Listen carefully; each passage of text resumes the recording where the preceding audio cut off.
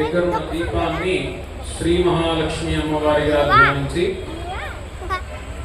చేతిలో ఒక పుష్పాన్ని తీసుకొని మేము చెప్తూ అమ్మవారికి ఆ పుష్పాన్ని సమర్పిస్తూనండి. ఓం వ్యాప్త్యై నమః.